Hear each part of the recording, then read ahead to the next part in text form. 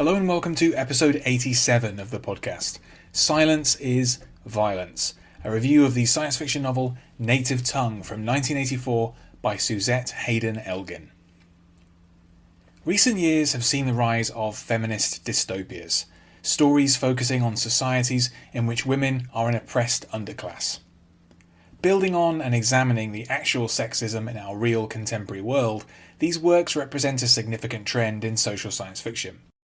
It's been suggested that the uptick in this genre has coincided with specific real-world developments, especially in the United States, notably the Trump presidency and the recent overturning of Roe v. Wade.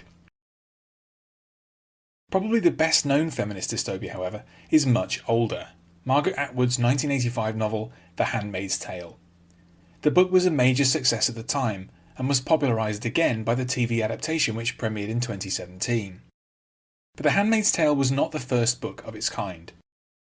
Published in 1984, Native Tongue is a science fiction novel by Suzette Haden Elgin, which also takes the form of a feminist dystopia. It uses a different approach to Atwood's work, partly because it fuses its feminist message with discussion of a particular science and Elgin's profession, linguistics. Native Tongue is set in a dark vision of the United States, primarily in the late 22nd century. Women possess virtually no rights at all, and society is a rigidly enforced patriarchy.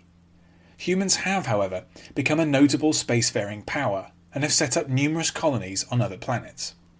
Linguistics has risen to become absolutely critical in this world, because humanity's access to key materials depends on the ability to communicate with alien species. For this reason, a small group of dynastic linguist families, known as the Lines, have acquired immense power.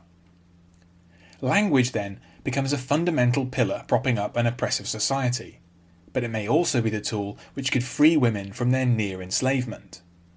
Native Tongue revolves around three plot threads, which begin distinctly but gradually intersect.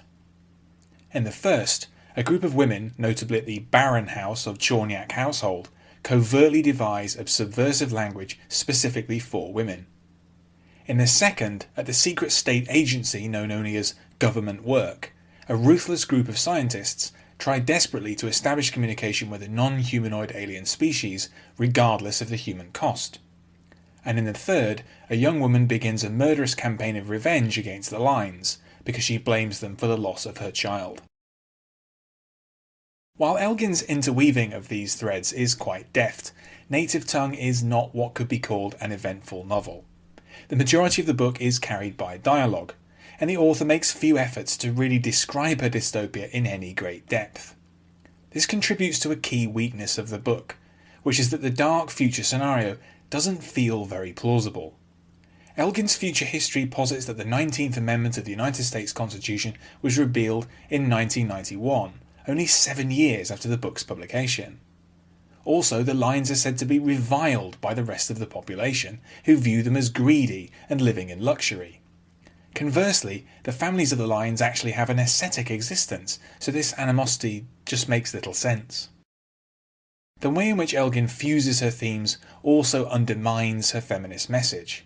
In this vision of the future, humans have become a major interstellar power despite eliminating women from almost all areas of public life. One of the author's hopes for Native Tongue was that it would help to popularise the quite functional constructed language that she devised for it. In the story, women consigned to barren houses create a unique women's language called Láadan. The language had been invented by Elgin in 1982, partly as a test for the famous Sapir-Whorf hypothesis. Its aim was to serve as a means to communicate in a specifically women-centric way. Láadan did not catch on, and Elgin lamented it as a failure, especially compared with Klingon, which she described as masculine as you could possibly get. Arguably, Elgin was much too hard on herself in this respect. It could be argued that Klingon caught on not because it has any special utility, but merely because it's associated with Star Trek, a vastly popular multi-billion-dollar franchise. Láadan, by comparison, largely exists only in a relatively obscure science fiction novel. It barely had any chance to find a following. Nevertheless, Elgin concluded that women saw no need for a new constructed language.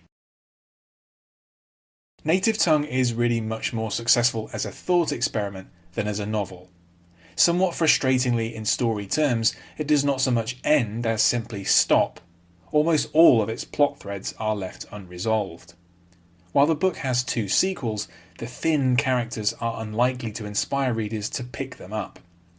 What Elgin did do, however, is to thoughtfully explore both a unique take on a feminist dystopia and the science of linguistics. It's just unfortunate that those two could not be combined more smoothly or within a more satisfying narrative. Thanks for listening to this episode.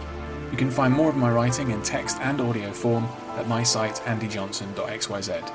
You can also find me on Twitter at AndyJohnsonUK, and you can support me at patreon.com/AndyJohnson. Catch you next time.